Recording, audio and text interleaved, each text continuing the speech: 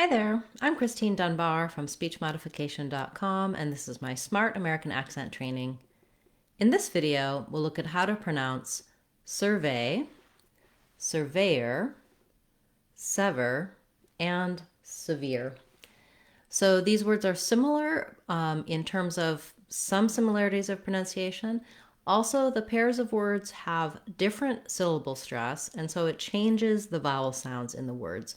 And that's, I think, really useful to know about for these words and words in general, that knowing which syllables are stressed and that will be held longer and have clear vowels versus which syllables are unstressed, they will be shorter and have reduced vowels, really changes pronunciation. So pronunciation is not just the sounds in the word, but also the rhythm of the word, and those two have influence over each other. They're connected. So, looking at survey and surveyor.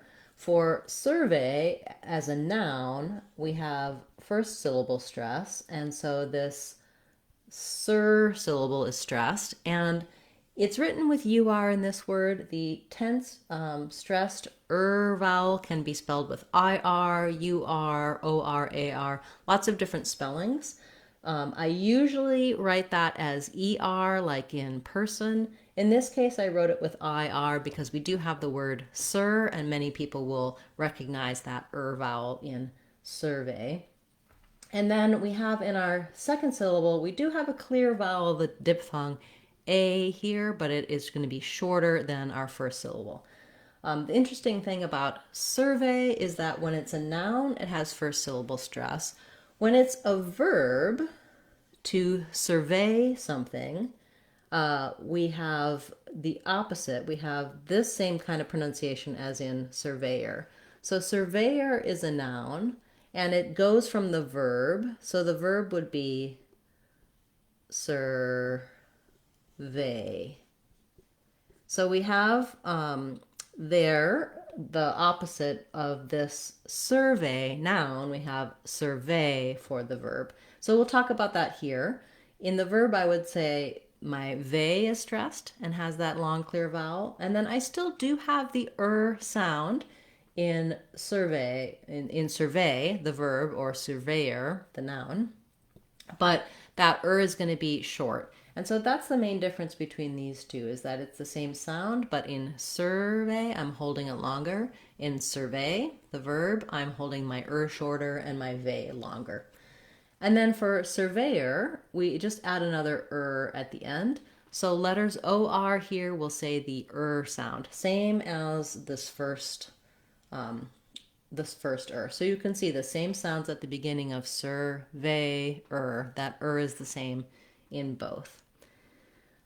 For surveyor, you might want to try practicing with starting on the stress syllable ve, veyor, surveyor. That can help you get the rhythm correct. Especially it will help you if you're looking at surveyor versus severe.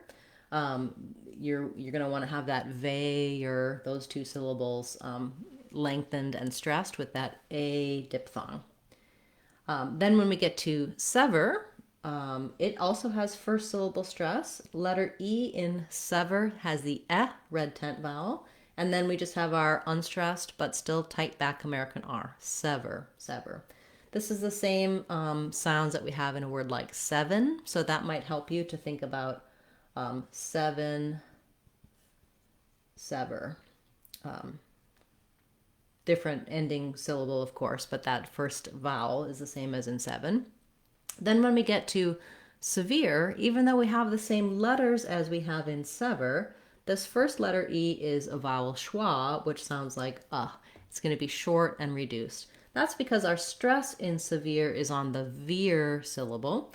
This follows the spelling conventions of letter E says the E sound here because we have the silent E at the end. That's basically a pattern for, or a rule where silent E makes the letter, quote unquote, say its name. So letter E has sound E in severe. I've rewritten it here like this word, veer, which has the same pronunciation. Again, starting with that stress syllable, veer, severe, is going to potentially help you to get the rhythm and the vowel sounds right.